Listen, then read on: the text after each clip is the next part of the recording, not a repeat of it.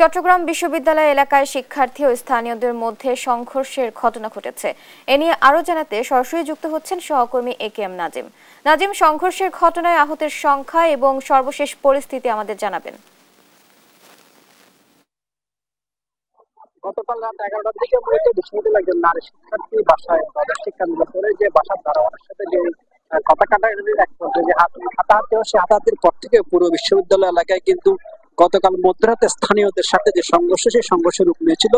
সেখানে যেটি আমরা জেনেছি, বিভিন্ন মাধ্যমিক শিক্ষার্থী থেকে শুরু করে স্থানীয়দের সাথে যেটি কথা বলে জেনেছি, গতকাল মধ্যরাতে সংঘর্ষে প্রায় 50 থেকে 60 জন শিক্ষার্থী আহত হয়েছে। তাদের মধ্যে বেশ কয়েকজন চট্টগ্রাম মেডিকেল কলেজ হাসপাতালে চিকিৎসাধীন রয়েছে এবং আরো যারা অন্যান্য চট্টগ্রাম বিশ্ববিদ্যালয় হাসপাতাল সহ বিভিন্ন হাসপাতালে চিকিৎসা নিচ্ছেন। এখন আমরা যেটি দেখছি, সকাল থেকে মূলত বিশ্ববিদ্যালয়ের শিক্ষার্থীরা বিশ্ববিদ্যালয়ের ভিতরে যেটি পয়েন্ট, সেই পয়েন্টে কিন্তু গেট বন্ধ, বিশ্ববিদ্যালয়ের ফটকে এখানে সকাল 10:30টার দিকে মধ্যে বিশ্ববিদ্যালয়ের ডিসি থেকে শুরু করে এসেছেন এবং বিশ্ববিদ্যালয়ের সাথে এসেছেন এবং বিশ্ববিদ্যালয়ের শিক্ষার্থীদের সাথে কথা বলেছেন। কথা বলে তারা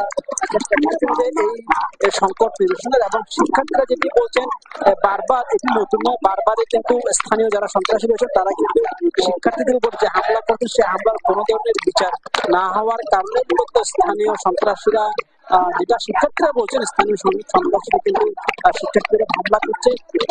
এদিকে এই ঘটনায় আমরা যেটি জেনেছি, বিশ্ববিদ্যালয় প্রশাসন আজকের যে পরীক্ষাগুলো সেগুলো কিন্তু স্থগিত করেছে এবং এখন পর্যন্ত শিক্ষার্থীরা তারা তাদের যে আন্দোলন সেটি তারা চালিয়ে যাচ্ছে। বিশ্ববিদ্যালয়ের বিসি থেকে শুরু করে প্রক্টর এবং ঊর্ধ্বতন কর্মকর্তারা তাদের সাথে কথা বলেছেন। কথা বলে তাদেরকে যেটি বলেছেন, বিশ্ববিদ্যালয়ের পক্ষ থেকে ইতিমধ্যে স্থানীয় প্রশাসন, সিভিল প্রশাসন সহ তারা একটি তদন্ত কমিটি গঠন করছে। সেই কমিটির মাধ্যমে তারা এই ঘটনায় যারা দোষী তাদেরকে আইনের আওতায় এনে তারা ব্যবস্থা নেবেন এবং শিক্ষার্থীদের পক্ষ থেকে ইতিমধ্যে 4 দফা দাবি দেওয়া হয়েছে। সেই দাবি আদায় না হওয়া পর্যন্ত তারা তাদের যে আন্দোলন সেটি তারা চালিয়ে যাবেন এবং তারা যেটি বলছেন, তারা শিক্ষার্থীদের জন্য বিশ্ববিদ্যালয়ের ভিতরে যে আবাসন সংকট, সে আবাসন সংকট দ্রুত নিরসন করা লাগবে। পাশাপাশি যারা নারী শিক্ষার্থী রয়েছে তারা যেন বিশ্ববিদ্যালয়ের নির্বিঘ্নে চলাফেরা করছে, তাদের যে নিরাপত্তা নিশ্চিত সেটি বলছেন এখানকার শিক্ষার্থীরা।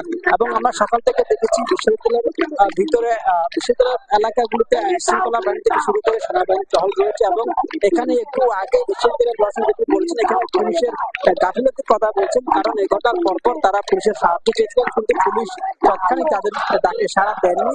সেজন্য কিন্তু এই ঘটনা বড় হয়েছে বলে বিশ্ববিদ্যালয় প্রশাসনের পক্ষ থেকে বলা হচ্ছে এবং শিক্ষার্থীরা যেটি বলছেন, তাদের